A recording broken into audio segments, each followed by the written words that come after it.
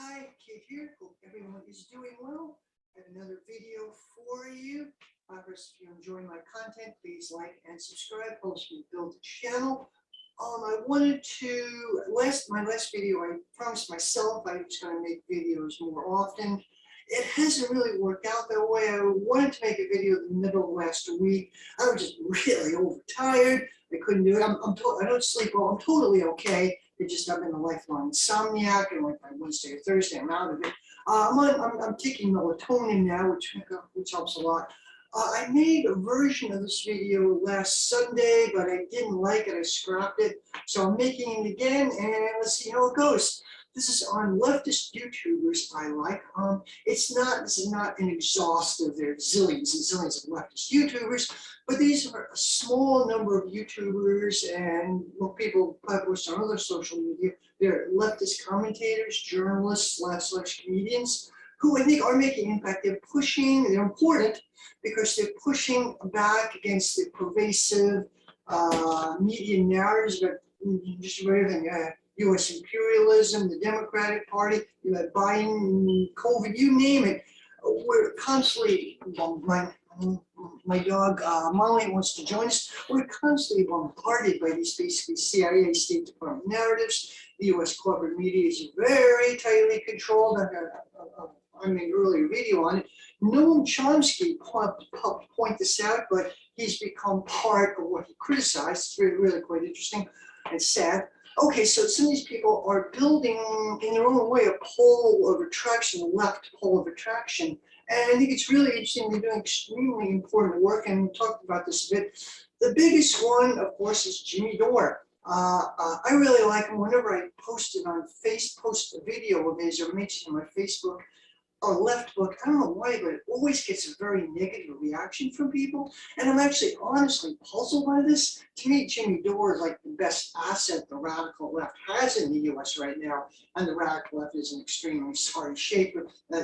Jimmy Dore is like the best thing we have.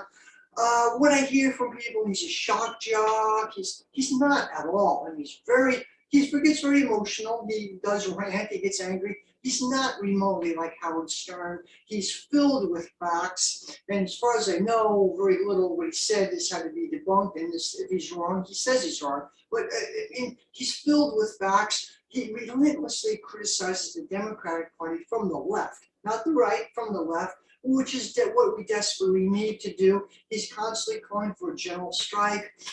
Which is what we need. He's talking about third party, left alternate to the Democratic Party, which is what we desperately need. And so on. Someone said, well, Jimmy Dore wouldn't know a working class person who stumbled over in the dark. Well, Jimmy Dore has working class people on his show all the time.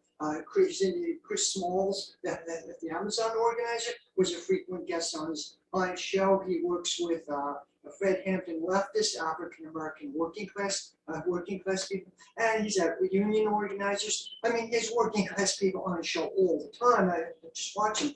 A little bit about his history.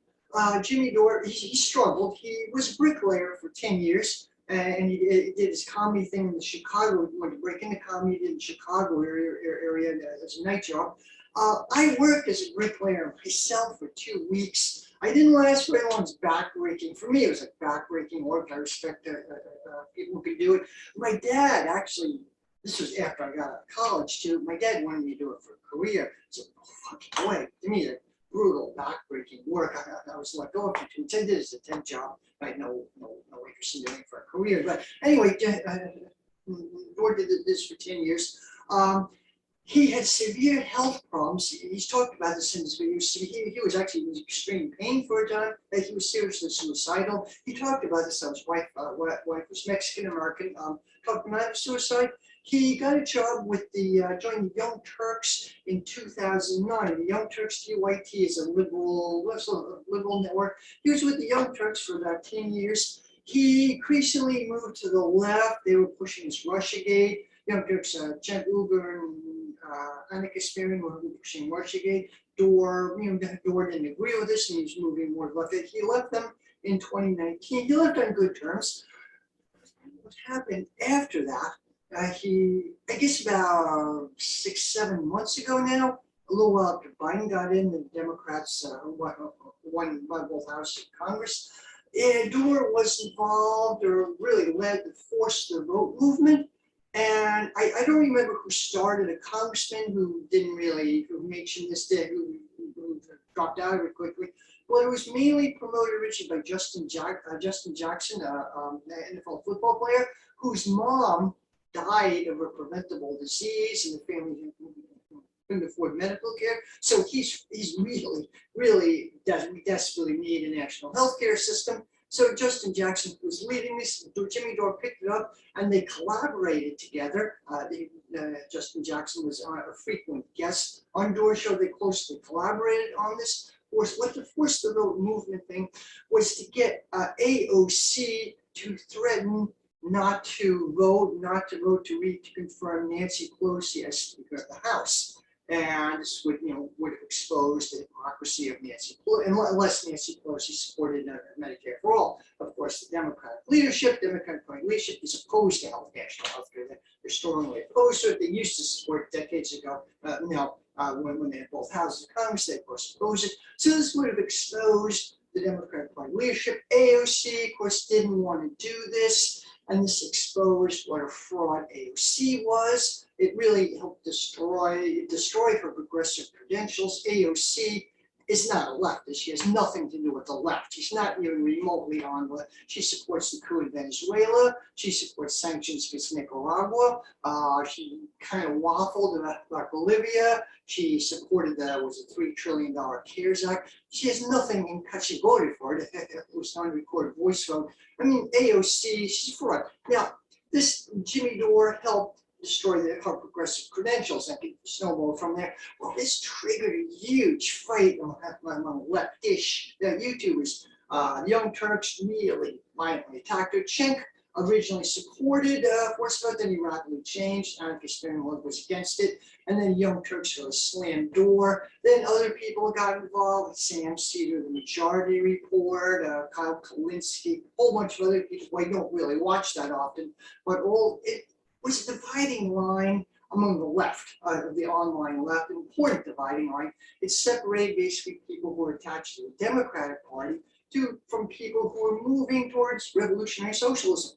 And Dore is a revolutionary socialist. He didn't go through like socialist organization, but he is a revolutionary. He's constantly talking about it. This was a big dividing line, and Dore was a lightning rod. All these people started attacking Dore. Dore had already been relentlessly criticizing the hypocrisy, the crimes of the Democratic Party from the left, and the corrupt journalists and media who front for the Democratic Party. So there's this journalist, Mark Travis. He's from New Hampshire. He came out of occupied New Hampshire. Apparently he was radicalized. I don't know much about the guy. He's posted on Facebook. He's a Facebook friend, but he used to be okay, criticized the Democratic Party, quote Marx, and then he became more and more of a shitlib. He's supposedly a journalist, but he's never posted any articles he wrote. It's kind of weird. He talks about his journalism empire, but I Googled him. I haven't found out anything about Mark Travis. But anyway, Mark Travis is supposedly on the radical left, but he called Jimmy Dore the face of white rage. And this was the mantra. The shitlibs were trying to portray Jimmy Dore as a white supremacist, which is complete nonsense. Jimmy Dore's wife is Mexican-American, Stephanie Zamorano. He, as I said, he was closely collaborating with Chris Smalls, with Justin Jackson. He's a frequent guest on Fred Hampton Leftist, African-American YouTube channel. As one of their members, as a frequent guest. He closely collaborated with Brianna Joy Gray. I mean, to say he's a white supremacist is completely absurd. He has raw working class anger, which is what we desperately need. Okay, a little while after that, Jimmy Dore, probably about 2-3 months after that, Dore had a Boogaloo boy on. Boogaloo was a guy named Magnus Panvidia. Okay, another firestorm of criticism against Dore. This Magnus Panvidia guy, first of all, is gay, or very pro-LGBT anyway. He's a big pride flag behind him. He opposes U.S. imperialism. He supports Assange, Julian Assange. is for healthcare for all. The Boogaloo Boys appear to be a somewhat amorphous radical libertarian group. I don't support them. I mean, they're not my politics, but they're not necessarily fascist. Some are. Now, when this Boogaloo Boy incident came out, people slammed Dore. He's platforming a fascist. I don't see it that way at all. What Jimmy Dore was trying to do is cut across the media narratives. It's called right-left narratives. Now, I'm on the radical left, but the way the media uses, they're pushing these cultural wars. They're essentially dividing the working class. Dore would say it's not right or left. It's the working class versus the oligarchs versus the ruling class. You know, I'm on the left, but the media uses the left, and some YouTubers use the left in a different sense. So what Jimmy Dore was trying to do, he mentioned this many times, he was trying to do what Fred Hampton did, actually talk to working people from different backgrounds. You could debate whether this Magnus Payne beating incident was the right thing to do. I'm a little critical of it myself, but I empathize what Dore was trying to do. If someone, when that incident occurred, people on Facebook were sharing, there's a Discord server, a screenshot of Discord server, a discussion where apparently one faction of the Boogaloo Boys were openly racist and Nazis. Yeah, okay, sure, you know. And people were saying, you know, Dore was platforming a fascist, this Magnus Payne media was manipulating. I don't agree with this Magnus Payne media. He's actually still a guest on a lot of leftist YouTube channels, and he's not a fascist. I don't agree with him, but he's not a fascist. So I get what Dore was trying to do. Strategically, it may have been a mistake to put a big target on his back. Now, Dore was Ray Brown. He's a Nazi. He's a fascist. He's a third positionist, which is nonsense. Okay, anyway, sometime after, what happened after that was another big shitstorm. Over the background was U.S. imperialism. Okay, there's a journalist, Aaronmate, who I like, who was part of the Gray Zone. He tore apart the Russiagate now from the left. The Gray Zone is a leftist website, the leftist YouTube channel. At least I know two of the people, Max Blumenthal and Ben Norton, regard themselves as Marxist Leninists. Aaronmate is kind of more liberal left, but anyway. So Aaronmate dissected the Russiagate pattern and really destroyed it. Him and along with other people on Consortium News attacked it from the left. It's a very important public service. And then he attacked the U.S. role in Syria. The OPCW, Organization for Prevention of Chemical Warfare, there were two whistleblowers. Okay, there was a mantra going on all over. Assad was an evil Syrian civil war. Assad is an evil dictator who's gassing his own people. It turned out to be nonsense. There is criticism of Assad. Aaronmate says, yeah, I don't like Assad. There's a lot of valid criticism of Assad. We have to face the fact that the U.S. is the main bad guy in Syria. U.S. paid at least $1 billion a year for at least 4 or 5 years in Operation Timber Sycamore, in cooperation with Saudi Arabia and the Gulf states, creating these jihadi groups. It wasn't an equal civil war against the bloodthirsty tyrant Assad. It was a U.S. fermented jihadi uprising. That's exactly what it was. It was originally a protest movement, which maybe was legitimate. That was very quickly overtaken by this U.S. jihadi war. Okay, and Aaronmate dissects this brilliantly. He talked about the OPCW whistleblowers and what a fraud, the mantra, Assad's gassing his own people, which didn't happen. Okay. There was another shitlibs really hated Dore. They eat the Gray Zone anyway. The Louis Proyek types, the third campus. That's the third position. It's kind of the same thing. Third campus. Well, U.S. imperialism is bad, but what about the Russians? U.S. imperialism is bad, but what about Assad gassing his own people? What about the Chinese? What about this? No, fuck that. U.S. imperialism is the worst thing on the planet. Okay, so where was it? So anyway, the Young Turks, TYT. They had an episode where a clip from it was members only section of the show. I don't watch the Young Turks. I don't think they're worth watching, but I have watched clips from them. So Young Turks had a thing bashing Aaronmate. Anna Kasparian, kind of just sort of off the record, she said something like, "Well, yeah, Aaronmate. Who cares about Aaronmate? She says, okay, everybody cares. Everybody wants to know what Aaronmate thinks. Oh yeah, he's an apologist for these bloodthirsty dictators. He's probably on their payroll as well." And then Cenk Uygur said, "Yeah, I mean, yeah, he's paid by Putin. He's a Putin. He's paid." Now, Okay, they thought no, it was on subscription-only content of TYT, so they thought no one else would see it, but their supporters was very quickly picked up. And Jimmy Dore mentioned this, and he defended Aaronmate. Their friends, Aaronmate was a frequent guest on Jimmy Dore, and Jimmy Dore picked this up, and it was libel. I mean, if you disagree with Aaronmate, that's totally okay. Build your case, cite evidence, but what TYT was doing was libel and slander. If you disagree with what Aaronmate was saying about the chemical attacks in Syria, if you disagree, you can build your case, debate. But no, they were just using innuendo, slander, and outright lies. And some people have suggested that Aaronmate had gone to sue TYT. I'm like, he didn't do that, but it escalated. So Dore started criticizing the TYT, and a fight broke out. And a little while later, apparently Anna Kasparian sent this text message to Dore, and Dore mentioned this. Apparently, 8 years earlier, Dore was part of TYT at one time, and there was a famous incident, or it became famous, that Anna Kasparian was wearing a short, very revealing skirt, and Jimmy Dore didn't think that was appropriate, and he jokingly said something like, "Nice new skirt," and this got a big laugh from the people there. Later, Dore said he felt bad about it, apologized to Anna Kasparian, and I said, "No, don't worry about it. We're friends. Don't worry about it." Okay, so this was 8 years ago. So more recently, this incident broke out recently. Anna Kasparian sent kind of threatening, subtly threatening text message to Dore. Said, "You remember that incident from 8 years ago? Like, threatening to, well, basically blackmail if you don't back off. Like, Jimmy, you talk too much, just back off. Remember that incident? Something like that." And kind of threatening to Me Too Jimmy Dore to destroy him.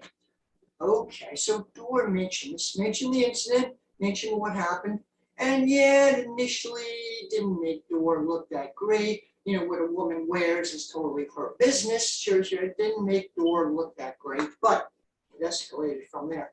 Dore then said, talked to his lawyers and some friends, and strongly recommended that I totally get in front of all this. So that's what Jimmy Dore did. On one episode, he was with Max Blumenthal, who's a friend and a frequent guest on his show. They slammed TYT. Okay, now there's this incident where it made Dore look kind of misogynist, scolding a woman for what she was wearing. Okay, well, part of this, not as well known, and it was scrubbed, most of it was scrubbed from the internet, but they found enough clips to make their case. TYT itself was borderline pornography, or was pornography. They had this segment where Cenk and Anna were mocking vicious, sexist, misogynist slurs against women. They had, what's her name, Kim Kardashian was wearing really tight tights. They were talking about camel toe. At one point, Anna Kasparian was bragging, talking about how she manipulated a man into buying shoes for her in a shoe store. Cenk was going on, bashing women for the clothes they were wearing. This goes a gazillion times worse than anything Jimmy Dore did. Gazillion times. So this made TYT look like extreme hypocrites, made them look extremely bad. And again, there's YouTube drama. I keep thinking of the meme of Michael Jackson eating popcorn. Yeah, okay, this drama is kind of fun to watch, but the background was U.S. imperialism, and the liberals or liberal left who was covering for U.S. imperialism. Anyway, that incident started this big shitstorm. People were lining up, YouTubers and leftist commentators who had never barely heard of Jimmy Dore before, were lining up, commenting on it. Sam Cedar, the majority board, Kyle Kalinske, a bunch of people who I frankly don't really watch. Barely heard of, but do have a really big following, start bashing Dore. Dore was Red Brown, Dore's a fascist, Dore's trying to have no lines between the right and the left, which is completely untrue, by the way. People started piling into Dore. And it was weird. But then other people leftists, there's just another major dividing line. Other people started defending Dore. The gray zone, of course. Convo Couch, Keela Maupin, and Caitlin Johnson were defending Dore. People, it went on for about fight went on for about 2 months. 2 months, I was drawing in more and more people. It was a major dividing line. It showed the radicalization of a leftist online community, which I think is important. Yeah, there's drama, but I think it makes a point, and it was very important.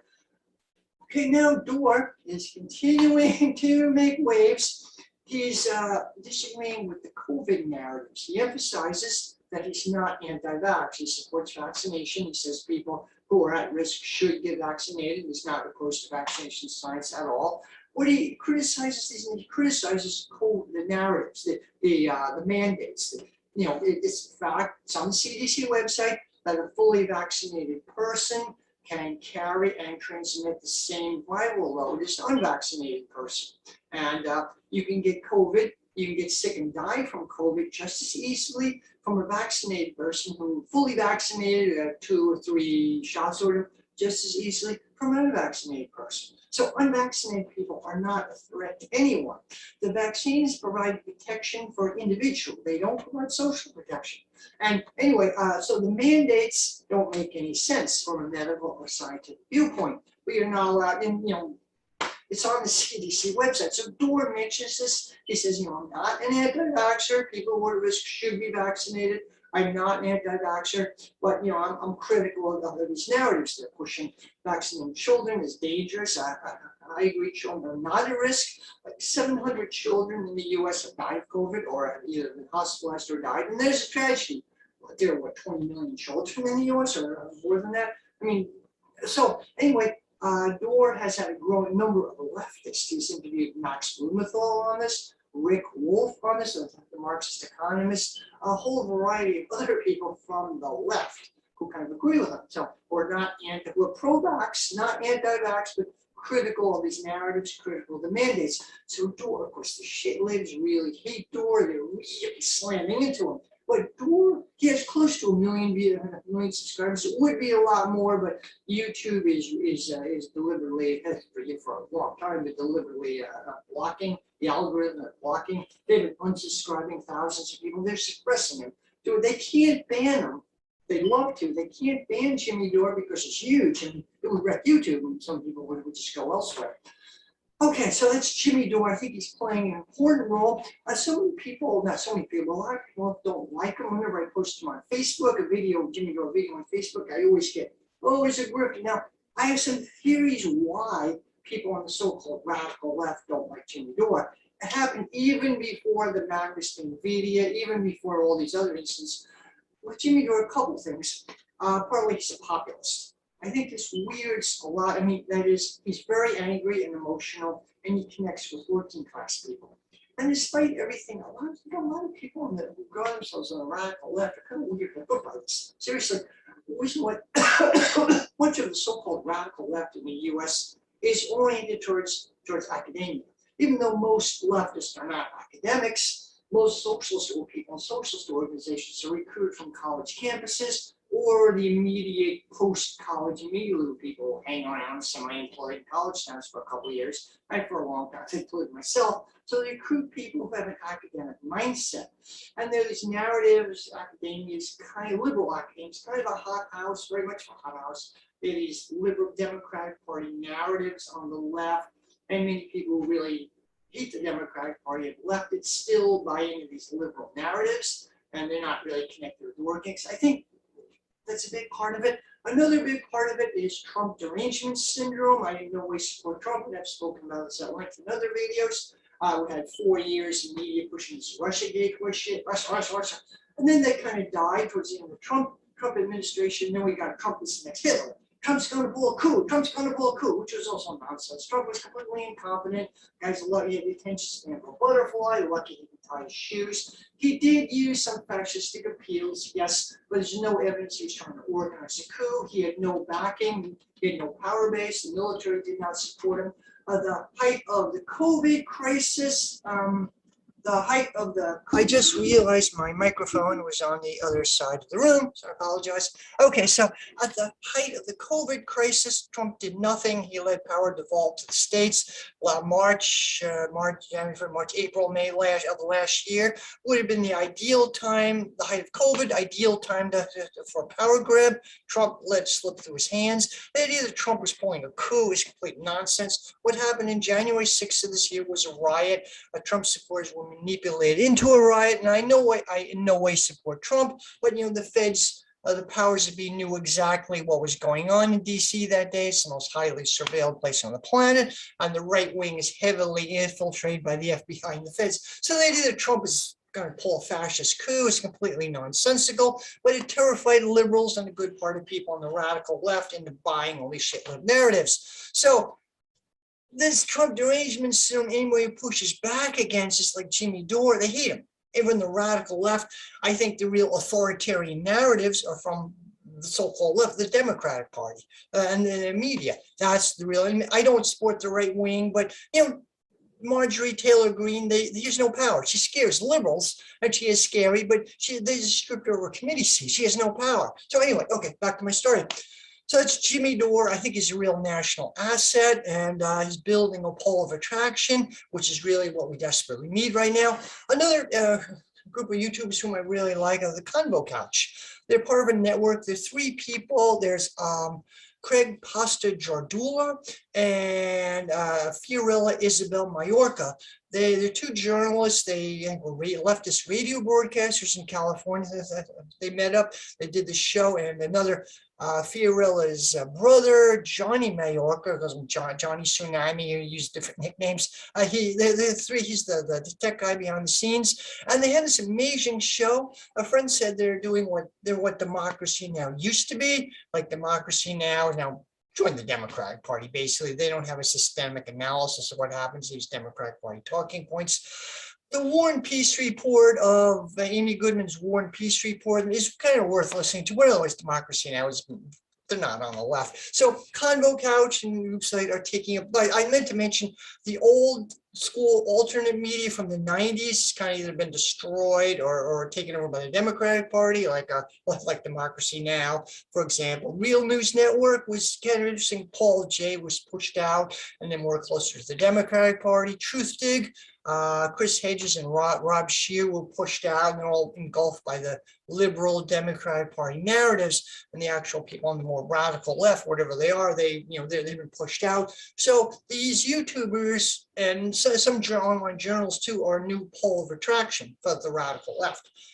Okay, so the Convo Couch is really good. I mentioned 3 journalists there. They travel. They're activist oriented. They travel the country. They were very involved in Black Lives Matter. At one point in Portland, Oregon, their van was vandalized, and you could see they're very vivid. They showed it on one of their videos. They talk about a lot. They went to Nicaragua. They covered the recent election in Nicaragua, in which he says, well, we're reelected. They talk about the enormous media hype, corporate media hype against what's happening in Nicaragua. They went to Peru when Pedro Castillo was elected, leftist candidate. They do some really important, amazing work. They also uncover really shit-lib narratives that the liberal media, Democratic Party media is pushing, and they do it from the left, not the right. They're doing a really important service. The Convo Couch is definitely worth checking out. They do some amazing, important work. Pasta Jardula has his own YouTube channel where it does it with this woman who talks about addiction. I haven't watched it yet, but it's supposed to be really good. Also, Johnny Tsunami, Johnny Mallorca is starting his own YouTube channel too. I think it's called Rebel News. I'm not sure. It looks like it's worth checking out. The Convo Couch are definitely worth checking out. They're also part of a network. There's another young man named Franco. I don't know his last name.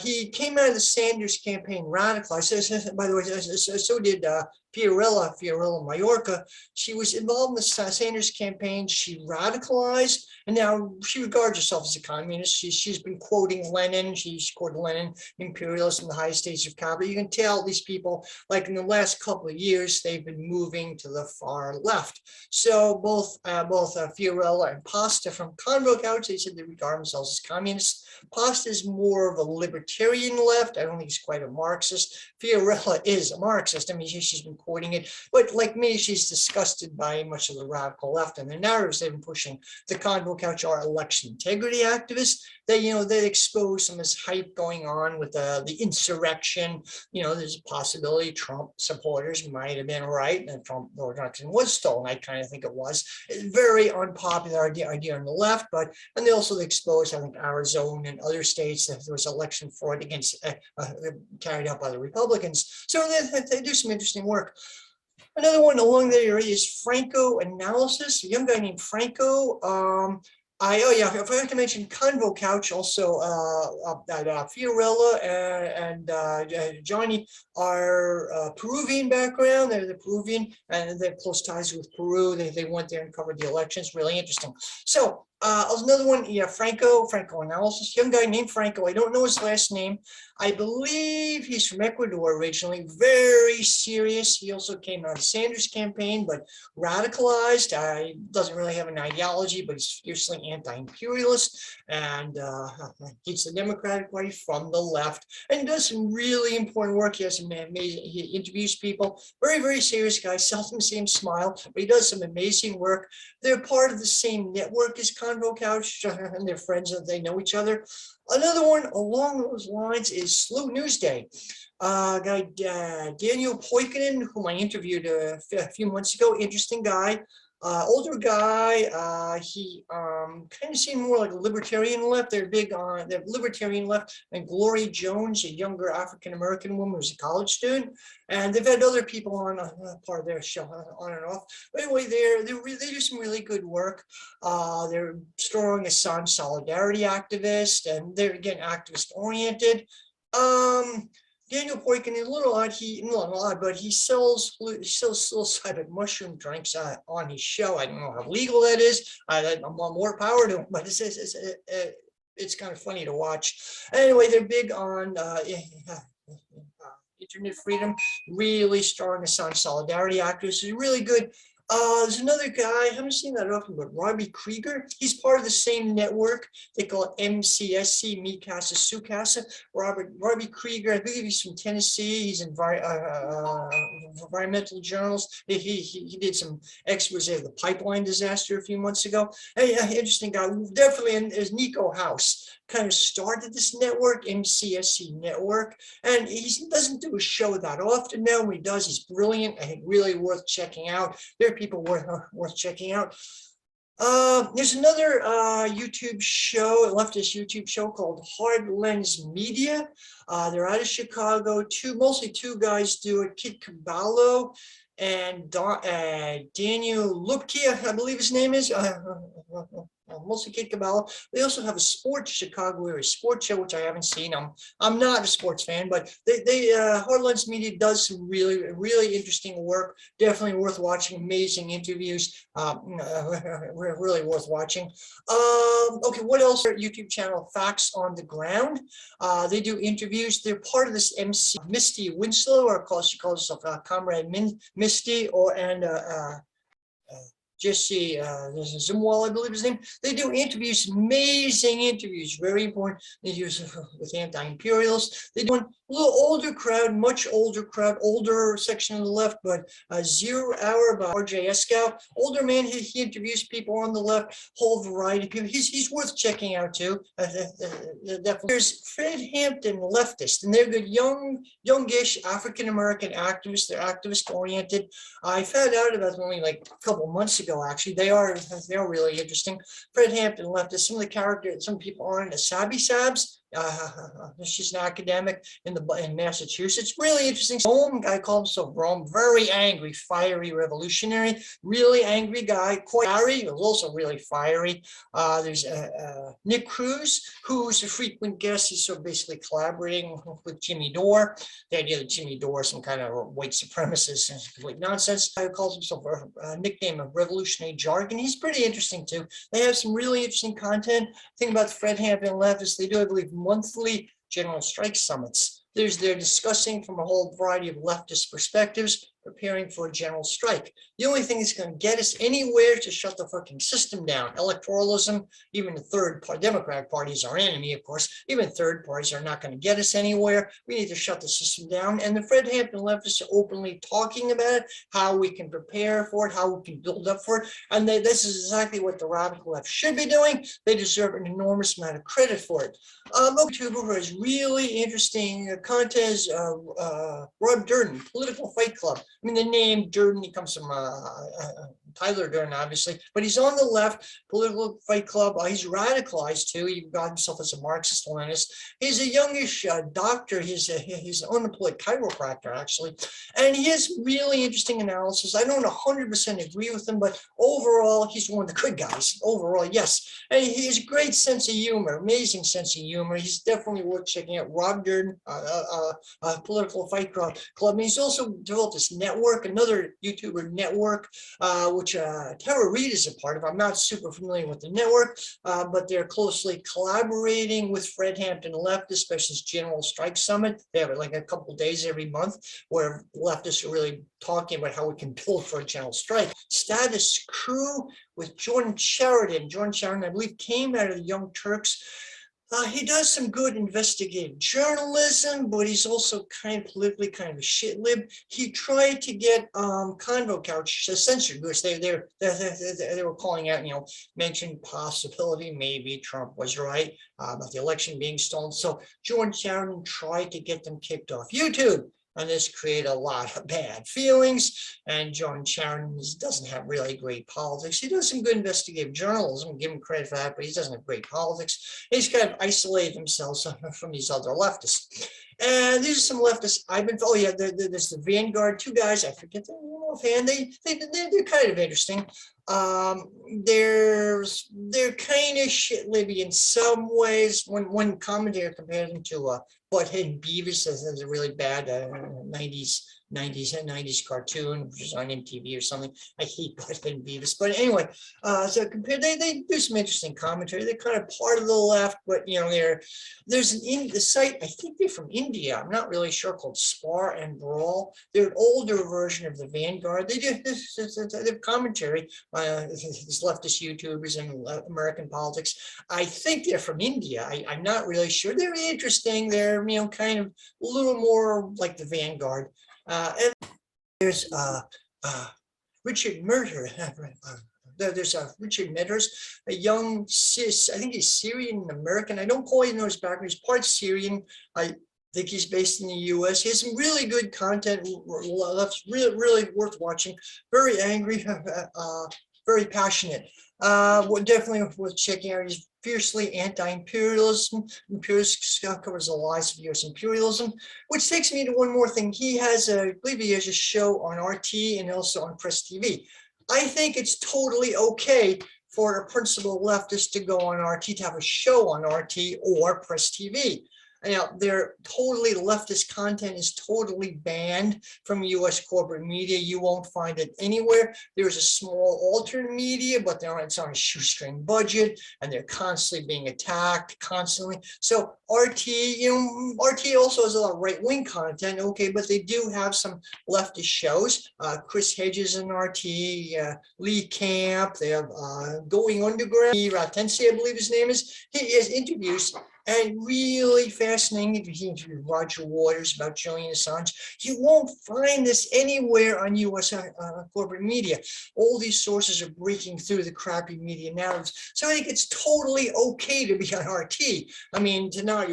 Some people in the Marxist discussion group, the Facebook left, who I don't have a high opinion of, or bashing any leftist who's on RT. It's nonsense. We have to use the radical left, have to use any opportunity available to us. Really, art is totally okay. Not only totally okay, it's important to go on RT, it's important to go on Sputnik, so as Russian state media. Well, CNN and the US corporate media is effectively state media. You should never go on the BBC. You shouldn't have, leftists should not have a show on BBC. Leftists should not have a show on NPR, not that they're ever allowed to, but if you got the chance, that's total nonsense. You shouldn't be on RT because it's Russian state media. It's complete nonsense, shit lib narratives, complete nonsense. So that's my take. There are a few news channels, as more news YouTube channels, which are really interesting. There's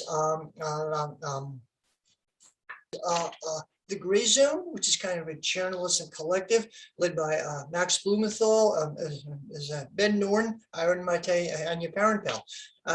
Max and Anya got married a few months ago. They have a kid, although both are really private about their life. But they have a really good show, really good content. The shit libs hate The Gray Zone. There's a smear of these being paid by Assad, which is complete nonsense. There's an organization, forget their name. Forget their name exactly. exactly, but they support fairness in media, and they give them a grant. But that doesn't mean they're on the Assad's payroll. It's complete. I hear that, I see that all over Facebook. It's complete libel and slander.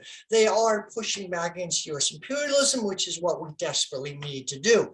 So they have some really good content. They also they're on Rockfin. Max Blumenthal has a channel on foreign agents. They have the Max and Ben have a podcast show, Moderate Rebels. The name is goofing on the so-called moderate rebels in Syria, and the opening clip of it is just hysterical. You have to watch it. It's goofs on. There's one section with Trump and some of the Arab leaders with that orb. They all look like weird Illuminati convention. It's really, really funny. And so the goofing on it. They have some moderate rebels, has some amazing content. They talk about a lot of the media, U.S. media war in Nicaragua and things like that. Really good content. Ben Norton has his own channel. Forget what it's called, and Aaronmate has his channel. I haven't seen Anya Parental in a while. She's good. Haven't seen her in a little while, but there's some the Gray Zone, really amazing content worth checking out. There's one called Breakthrough News with there's Breakthrough News with Rania Kalik. They're similar to the Gray Zone. I haven't seen them that often.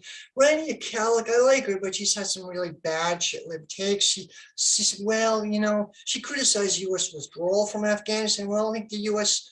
imperialism is bad and all that, but I think she thinks the U.S. should stay in Afghanistan for a little longer, stabilize the situation.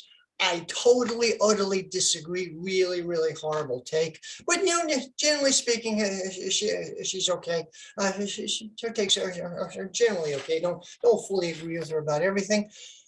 And so anyway, yeah, so a lot of this YouTube censorship, certain things you can't talk about, and I'm kind of worried about this channel. So there's certain things you can't talk about the elections, about COVID, and then more and more about U.S. imperialism, about Nicaragua. YouTube's more and more restrictive. There's also shadow banning. They don't really ban you, but they try to marginalize your channel as much as possible.